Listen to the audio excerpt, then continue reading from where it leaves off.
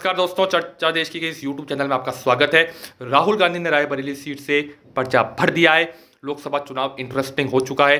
UP का लोकसभा चुनाव interesting हो चुका है। अमेठी से किशोरी लाल शर्मा ने चुनाव लड़ने की घोषणा की है कांग्रेस की ओर से। अमेठी से राहुल गांधी चुनाव नहीं लड़ेंगे। अमेठी सीट जो कि गांधी परिवार का गढ़ बताया जाता था, वहां से गांधी परिवार का कोई सदस्य नहीं होगा 20 साल बाद।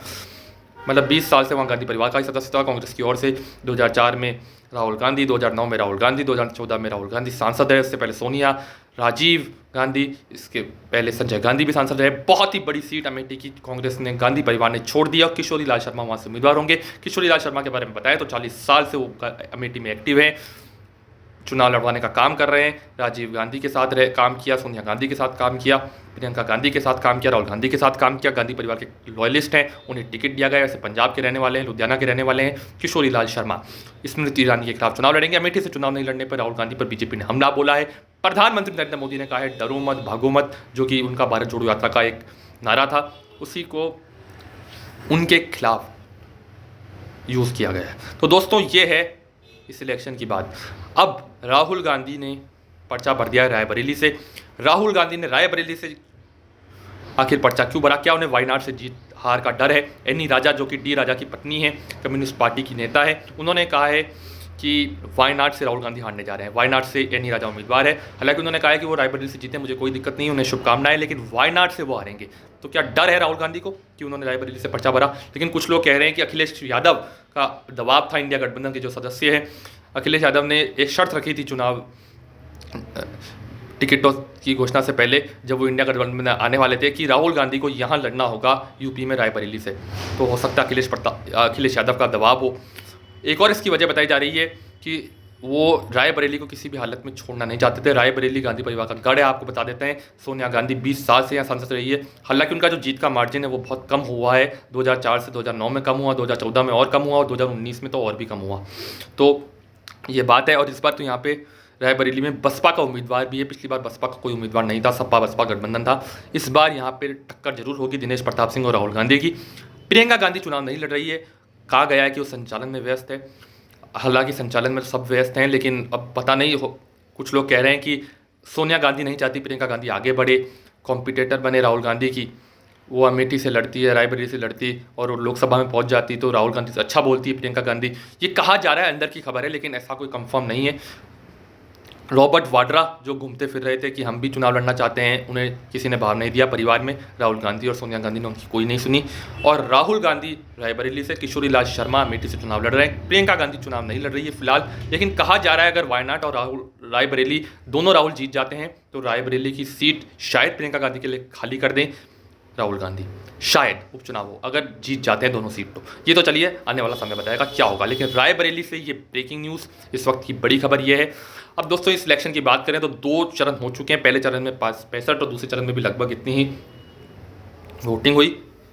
और दोस्तों, अब आने वाला समय बड़ा इंटरेस्टिंग होने वाला है इस इलेक्शंस में। देखिए दोस्तों, 5 चरण के चुनाव बचे हैं।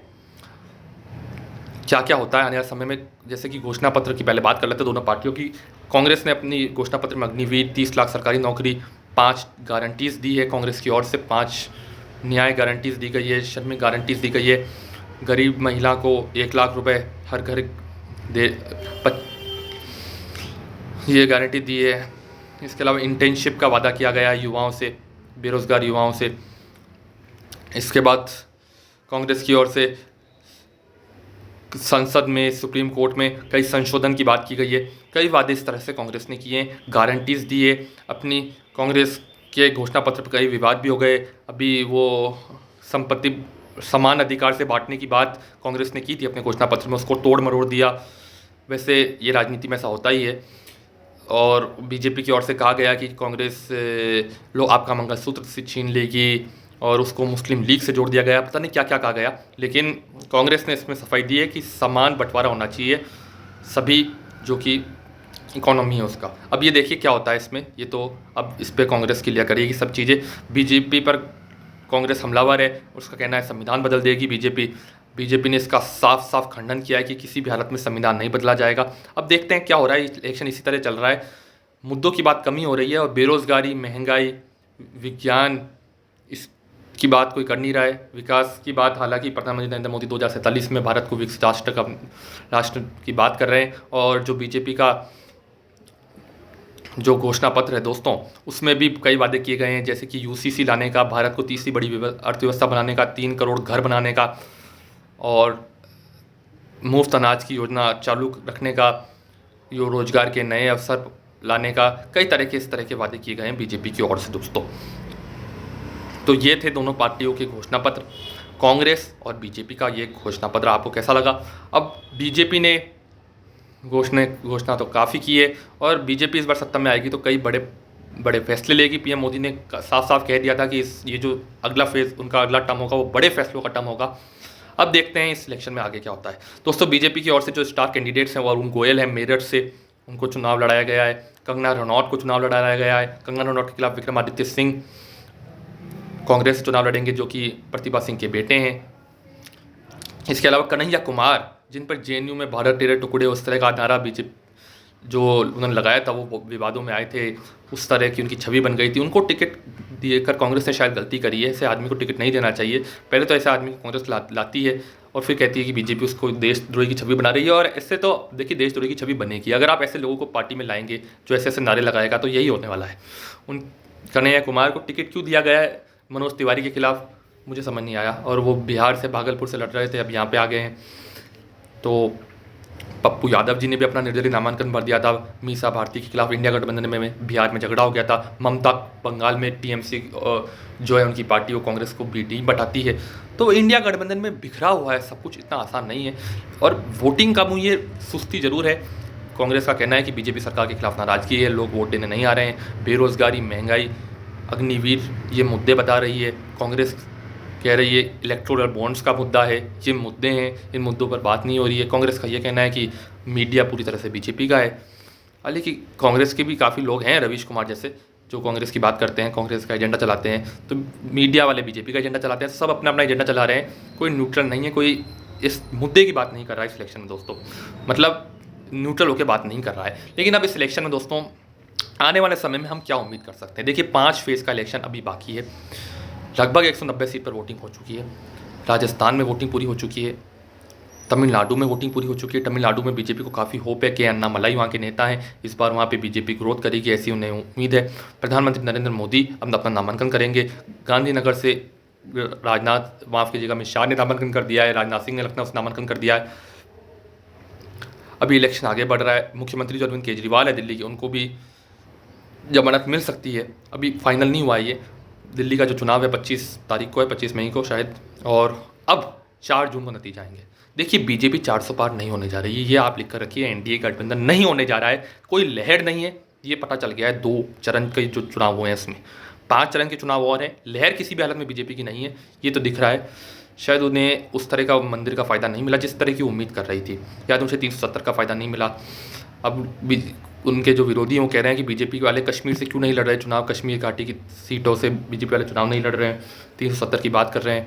लेकिन बीजेपी के लिए इतना आसान नहीं होगा दोस्तों 400 पार होना। 400 पार करना किसी भी हालत में बीजेपी के लिए आसान नहीं है, एनडीए के लिए आसान नहीं है। जो प्रिडिक्टेबल आंकड़े हैं हमारे पास, एनडीए 305-310 सीटें जीत सकता है। जो इस बार बीजेपी की काफ़ी सीटों पे उससे नुकसान होगा। राजपूतों की नाराज़गी है, जो पुरुषोत्तम रूपाला ने बयान दे दिया था जातिवाद, उससे बीजेपी के खिलाफ नाराज़गी बड़ी है। राजस्थान में भी बीजेपी 2-4 सीटें हारने जा रही है, जैसे कि नागौर की हनुमान बेनीवाल वाली, रविंदर सिंह भाटी वाली, झुंझुनू की सीट। तो कई सीटों पर बीजेपी के लिए आसान रहा नहीं है। और कन्नौज से अखिलेश यादव ने पर्चा भर दिया यूपी में, तो वहाँ से एक सीट आप मान के चलिए कि वो भी बीजेपी हार जाएगी। अखिलेश यादव बहुत बड़े नेता हैं, डिम्पल यादव भी चुनाव लड़ रही है। तो आसान नहीं है बीजेपी के लिए किसी भी हालत में इस इलेक्शन में जो नारा दे रही है 400 पार, वो आसान नहीं है।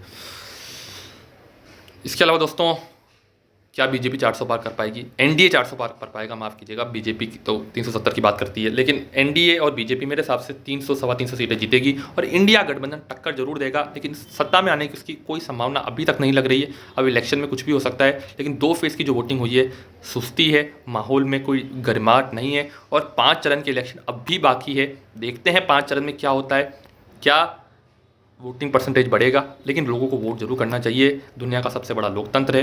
क्या लोग वोट करने में सुस्ती कर रहे हैं, ये देखने वाली बात है दोस्तों कि ये इलेक्शन किस तरह से आगे बढ़ रहा है। किस तरह से इस इलेक्शन में इश्यूज़ और आएंगे। जिस तरह से मंगलसूत्र, संविधान, इनकी बात हो रही है, कांग्रेस कह रही है कि हम 1 लाख रुपए की बात करते हैं, बीजेपी हमेशा हमें लोगों को पागल बनाती है, मुद्दे भटकाती है। लेकिन अब देखने वाली बात है दोस्तों यहाँ क्या होने वाला है इस इलेक्शन में आगे, कि बीजेपी और कांग्रेस के बीच में मुकाबला होगा।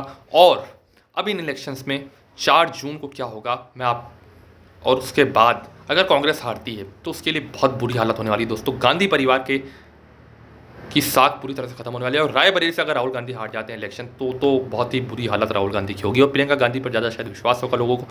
अब इस इलेक्शन के बाद कांग्रेस पार्टी कैसे काम करेगी ये आने वाला समय बताएगा। लेकिन कांग्रेस के लिए आसान नहीं होगा अगर इस बार फिर उसे बुरी हार मिलती है।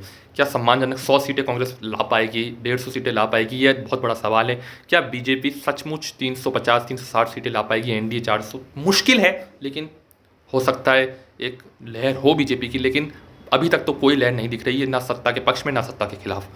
चुनाव बिल्कुल सुस्त हैं और नरेंद्र मोदी के लिए एक टेक ओवर ही है। प्रधानमंत्री तो बन ही जाएंगे आराम से, ये तो दिख रहा है। नरेंद्र मोदी आसानी से प्रधानमंत्री बनेंगे।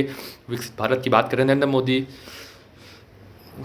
बहुत बड़े कैंपेनर हैं और जिस तरह से वो कैंपेन कर रहे हैं, जिस शक्ति से कैंपेन कर रहे हैं, ऐसा लगता नहीं है कहीं ना कहीं वो उनकी सरकार जाएगी, ऐसा तो कहीं नहीं लगता है।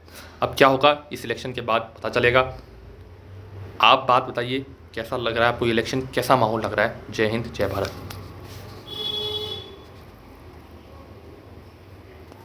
धन्यवाद दोस्तों।